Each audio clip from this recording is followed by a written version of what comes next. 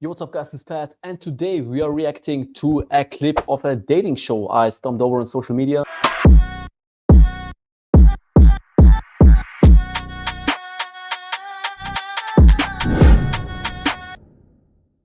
Usually I don't recommend to watch any kind of those TV shows because you get a wrong picture of dating dynamics on females and shift into an red pill extreme, or let's take it a step farther to this MGTOW movement, which is not really good for you. Demonizing women by thinking all women want to have a guy who earns six figures, all women want to have a guy who has a six-pack, all women want to have a guy who is above 6 feet tall, and you think all women want to have the 666, you know, all women are 666, but that's not true. That's not the case. I can tell you that from real life experience. And I found this clip actually very interesting because it shows to me what many guys out there, students of mine, when they come to the coaching, do wrong. I don't want to give any spoiler alerts, but you will find out yourself very quick. Hello, welcome in. I'll have you take that. What's your name? They have some balloons popping. I think it's a sign when they don't find him attractive.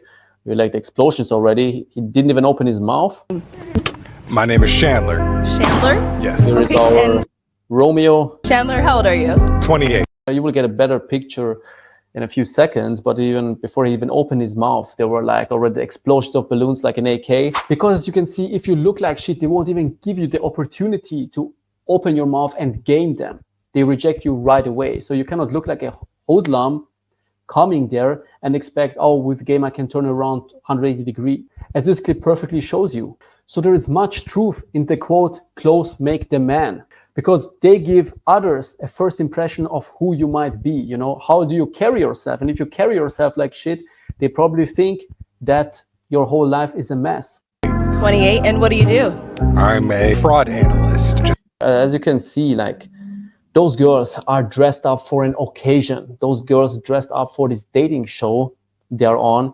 And you can't believe me, they are not dressed like this 24/7. But this guy, on the other hand, he somehow came just, what he's usually wearing maybe outside. And many men out there make the mistake of just wearing something which is comfortable. It doesn't matter to them if it's like a trend from the last century, or if it's if it looks totally rubbish on you and makes you look like a little kid, but they just wear it because, oh, it's comfortable, you know, and it's fine. I have game. That's why I learned game, to get every woman out there. What I mean by that, you have to stick out of the mass, but not in a negative way. Like same as when you go to a job interview, come like a homeless guy, because first impression is everything. Before you even open your mouth, they have a first impression. They make up their minds. Maybe he earns six figures, maybe he has a six-pack, and he might as well be over 6 feet tall. Let's look at customers' accounts, make sure that their fraudulent use of their account number. So he's basically a fraud analyst. He describes his profession. And this clip here perfectly reminds me of one of my students I have particularly in my mind. But basically all of the guys I'm talking to, or the guys coming to me, are acting like this guy in the clip. When they ask about their profession, when they ask about their job, they give him basically the tasks as they would do in a job interview, and it's boring for the girl. Especially if you're not interested in this field, especially if you don't have any clue about this field, it gets dragged out and you're just waiting for your turn. Imagine the following scenario. A girl talks to you about makeup.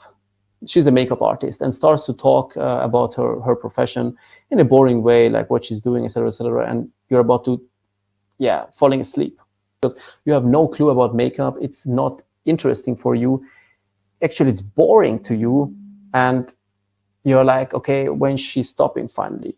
The thing is, on the other hand as well, when you're talking to females, they want to be picked up in that story. They want to be picked up in a way of, oh, where do I see myself? Where is a hook point I can jump into this conversation? Because it's like, okay, cool, And that was basically it. So always remember as well, guys, to stimulate a woman emotionally by your story. This guy brings it along as he would be in a job interview, and just summarizes his job, basically, what you can look up in any fucking book or on Wikipedia within some seconds.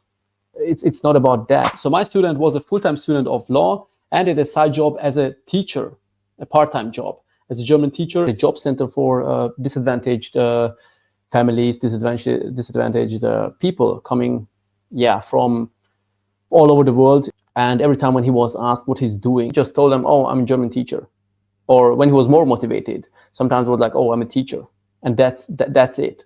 There was no passion, no real expression coming over his face. There was no smile. There was nothing of where the girl could see he really loves his job. He really is really all over it, especially if this guy actually was. So we made up for the following story when he was asked, again by another girl, hey, what you're doing? You know, I work the second most hated job on earth. What we're doing here in particular, like in any good movie, in any good book, we amp up the excitement, we create tension and kind of force her to ask farther, because she will be even more interested now to find out what we are doing. And you can continue by saying, you know, I'm sure you hated it when you were there as a kid. And then we can start even sexualizing this. Oh my God, I knew it. I knew you were such a bad student, such a bad girl. I imagine sitting in the last row. And if I would have been your teacher, would have driven me crazy, sending all those warnings after warnings to you, and would have called you into meetings to give you a chance to maybe make it up for it. And you can play this role play, this sexual role play. What you can do as well, you can DHV yourself. I teach children and families who come from war zones, the German language, to give them prospects for the future in our country. And trust me, this story, this short story with passion, with expression of feelings, of emotions, swiped girls away. The ability of storytelling basically kept women interested and more engaged.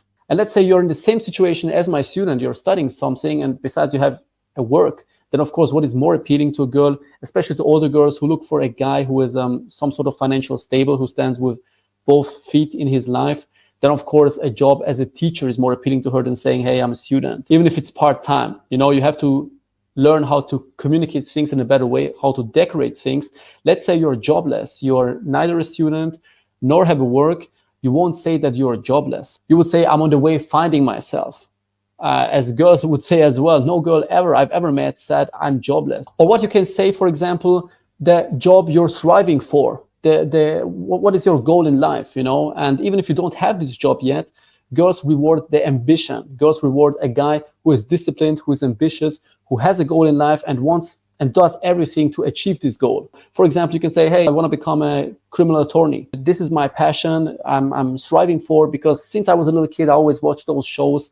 And it always struck me somehow. And maybe the girl will jump in. You have maybe something in common. If she says, oh, I used to watch this show as well, or I always wanted to become this, I always wanted to become that. It's always good to make up a plan. If there are always things you're getting asked on a date or girls are asking you, and you know these questions will pop up. A piece of paper, write down 2-3 sentences, memorize those sentences. So every time you get asked, they come like a bullet out of a pistol and you know exactly the answer. Just kind of like my other half. The title is well very kind of a misfit, because nice guys finish last.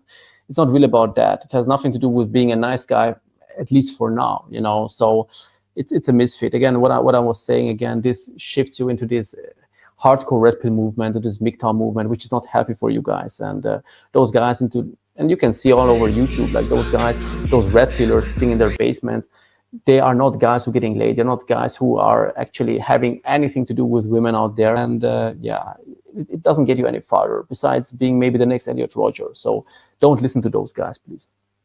Someone that compliments me. And this is a big no-go. Like, I'm looking for a woman who compliments me. This shows really high of insecurity. You know, by my side, definitely loves me for just me, you know? I just popped in just Yeah, many female attributes, basically. You shouldn't mention those things, you know, especially like someone who compliments me. Like, why are you looking for female validation? Why are you looking anywhere after validation?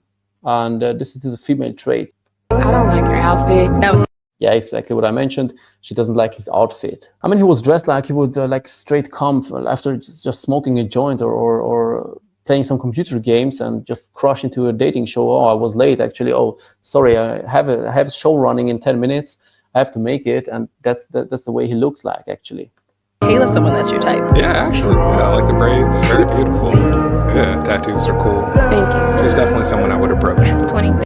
Yeah, what I like, he stays still calm, stoic. He doesn't take any rejection personally, and keeps his calmness, you know. And this has nothing to do with nice guys finish last. It's total bullshit again. And you're just not my type. No worries. Like, your whole aesthetic is just not, it doesn't fit me. No worries. Just beautiful. Yeah. Thank you. Love the hairstyle, love the dress. Tattoos are cool. He always says the same thing, like, love your dress, love your hairstyle, tattoos are cool. Yeah, everything's cool. Yeah. Thank you. Anyway, guys, this was a short breakdown. I hope you learned how to express yourself, how to convey emotions, how to convey more passion when you talk about your profession. There is nothing wrong with that. Make sure to like, comment, and subscribe. See you to the next one. Peace out.